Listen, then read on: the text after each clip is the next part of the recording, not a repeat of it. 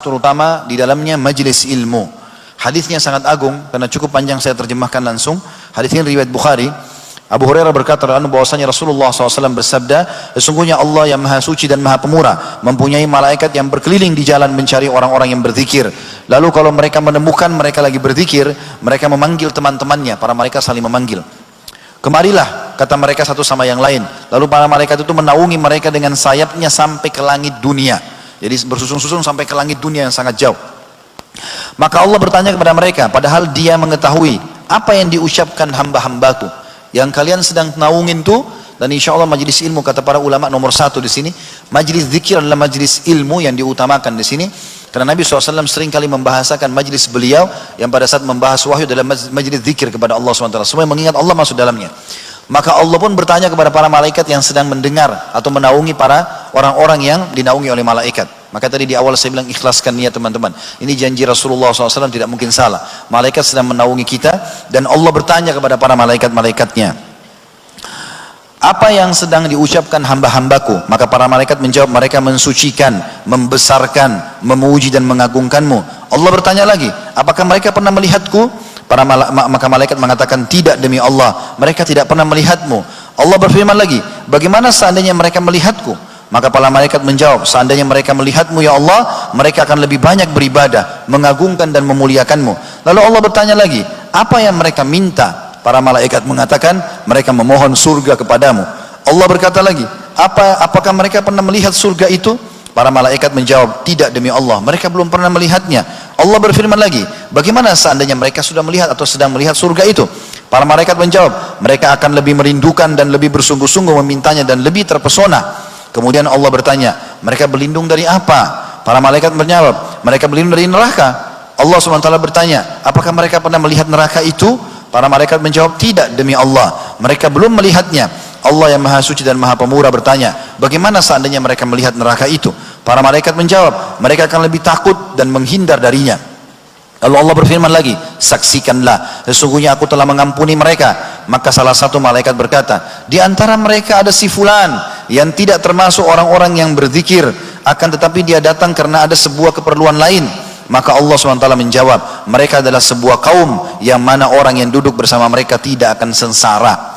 Kata Ibnu Hajar Al-Asqalani rahimahullah dalam Fathul Bari, sesungguhnya yang dimaksud dengan majelis zikir dengan hadis ini adalah mencakup semua macam zikir kepada Allah, baik orang bertasbih, bertakbir, membaca Al-Quran, berdoa, kebaikan dunia dan akhirat, dan yang paling penting mempelajari hadis-hadis Nabi SAW dan belajar ilmu syar'i. Dan ini menandakan teman-teman juga dikuatkan dengan hadis yang lain yang kata Nabi SAW, siapapun yang datang dalam majelis ilmu ikhlas karena Allah, maka pada saat mereka bubar, malaikat akan mengatakan, bubarlah dalam keadaan dosa-dosa kalian diampuni. Jadi memang ini perlu dengan ikhlas hadir di majelis ilmu itu. Juga teman-teman sekalian, ada hadis yang lain mulia mengucapkan zikir la ilaha illallah. Kata Nabi SAW dalam hadis yang sahih diriwayatkan oleh Imam Bukhari, man qala la ilaha illallah wahdahu la syarika lah, lahul mulku wa lahul hamdu wa huwa ala kulli syai'in qadir, fi yaumi mi'ata marra kana lahu idlu ashri riqab wa kutibat mi'atu hasanah wa muhiyat anhu mi'atu sayyi'ah wa kanat lahu hirzan minasyaitani yawmahu dhalika hatta yumsi lam ya'ti ahadun bi afdali mimma ja'a bihi illa rajulun amila akthara minhu.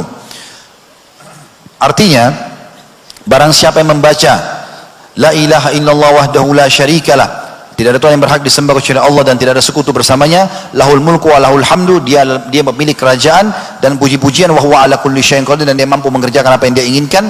Dalam satu harinya 100 kali maka akan dicatatkan baginya pahala membebaskan 10 orang budak, dicatatkan baginya 100 pahala, dihapus darinya 100 dosa, dan akan diberikan perlindungan dari syaitan di harinya itu sampai dia tiba di sore hari.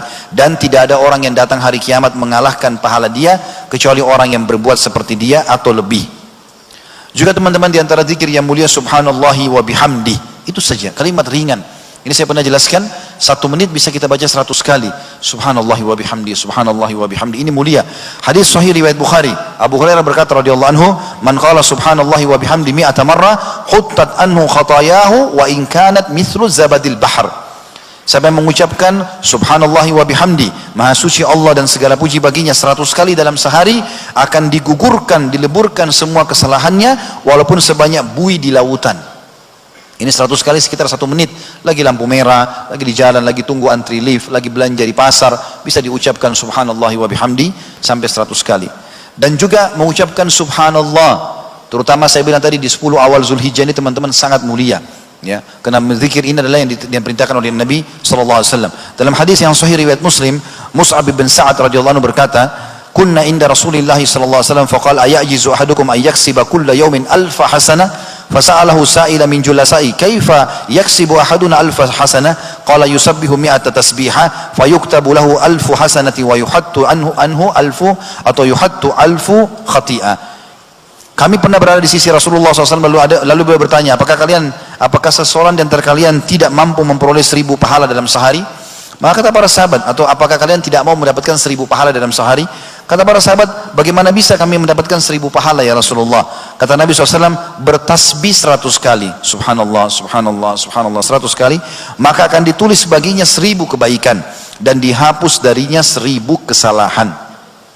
Yang terakhir teman-teman, yang ke-15 adalah berbuat semua jenis amal soleh, terutama bakti dengan kedua orang tua.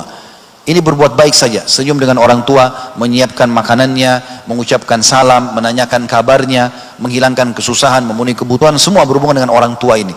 Ini bisa membersihkan dosa-dosa. Bahkan sebagian ulama mengatakan di antara hal yang sangat mudah membersihkan sisa dosa besar, bakti dengan orang tua. Dalam sebuah hadis atau riwayat yang sahih dikatakan bahwasanya ada seseorang pernah datang kepada Abdullah bin Umar radhiyallahu anhu lalu berkata, "Saya baru membunuh orang dan saya merasa itu dosa sangat besar karena orang itu tidak bersalah. Saya bertobat kepada Allah. Kira-kira apa langkah yang paling cepat membuat dosa saya dimaafkan?" Maka pertanyaan Abdullah bin Umar, "Apakah kedua orang tua masih hidup?"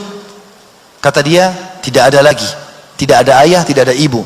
Lalu dia mengatakan, "Kalau begitu pergilah dan bertobatlah kepada Allah, kemudian beribadahlah sampai ajal datang." Lalu Atha bin Abi Rabah, salah satu perawi hadis ini mengatakan, "Wahai Ibnu Umar, saya ingin bertanya, kenapa anda tanya ibu dan ayahnya?"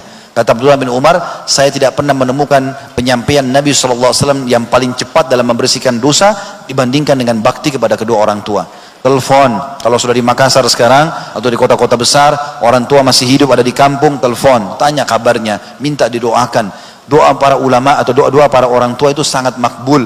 Bahkan sebagian ulama mengatakan walaupun orang tua itu kurang dalam ibadah, tetap doanya diprioritaskan oleh Allah Subhanahu wa taala, sebagaimana sabda Nabi SAW yang berbunyi, "Doa orang tua untuk anak tidak akan ditolak.